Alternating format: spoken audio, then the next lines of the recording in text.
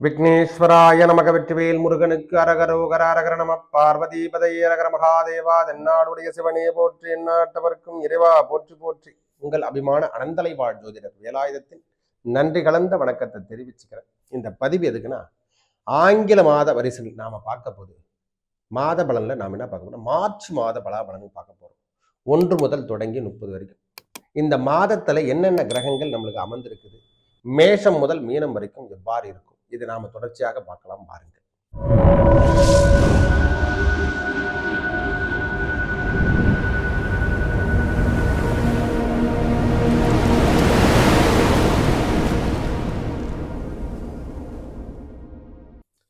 வணக்கம்.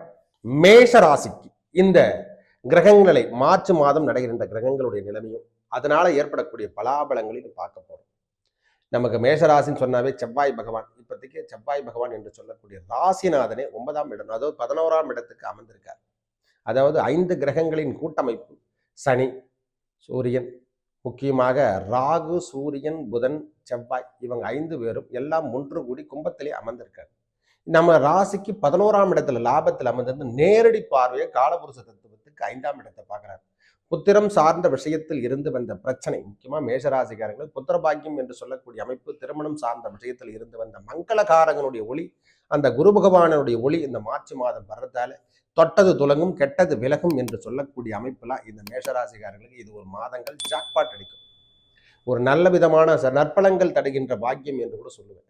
ஐயா, நிறைய பேர் கஷ்டப்பட்டு இருக்காங்கன்னா மேஷராசிக்காரங்க அவங்களுடைய தசாபுத்தி காலத்தில் அவங்களுக்கு சின்ன சின்ன துன்பங்கள் சரிவர இல்லாத அமைப்புகளா இருக்கும். ஆனா கோச்சார ரீதியா இப்பொழுது நற்பலங்களை தருகின்ற காலங்கள் என்று கூட சொல்லுவேன். இந்த மாதத்துல நிறைய பேருக்கு திருமணம் சார்ந்த விஷயத்தில் இருந்து வந்த பிரச்சனை, குடும்பத்தில் ஏற்பட்டு வந்த பிரச்சனை, குடும்ப சூழ்நிலையால் ஏற்பட்டு வந்த ப்ராப்ளம், கடன் சுமை, இவையெல்லாம் தீர்க்கறதுக்கான மாதமாக இந்த மாதம் இருக்கும். ஓரளவுக்கு சகிப்புத்தன்மையோடு வாழுகின்ற மாதம் என்று கூட சொல்லுவேன். ஒரே வார்த்தை சொன்னா, ஆலயம் இந்த முக்கியமாக இந்த நேரத்தில் ஆலய வழிபாடுகள் ஏற்படுத்தி கொண்டிருக்கின்ற மாதமாக. ஏன்னா 5ஆம் இடத்து சூரியனோட வீட்டை சூரியனே பார்க்கத்தால ஆலயம் சார்ந்த விஷயங்கள் நம்மளுக்கு அதை சொல்றது குலதெய்வ வழிபாடு இதெல்லாம் நாம மேற்கொள்றதுக்கான காலம் என்று கூட சொல்லலாம்.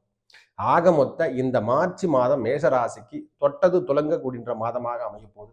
முக்கியமாக சொத்துக்கள் சார்ந்த விஷயத்துல 3/3/2026 அப்புறம் நடைபெறுகின்ற சுக்கிரனுடைய பெயர்ச்சியால சொத்துக்கள் சார்ந்த விஷயத்துல இனிமேல் திடீர்னு பார்த்தா எதனா ஒரு சொத்து வாங்கி போறதுக்கான பாக்கியம் எல்லாம் கிடைக்க போகுது.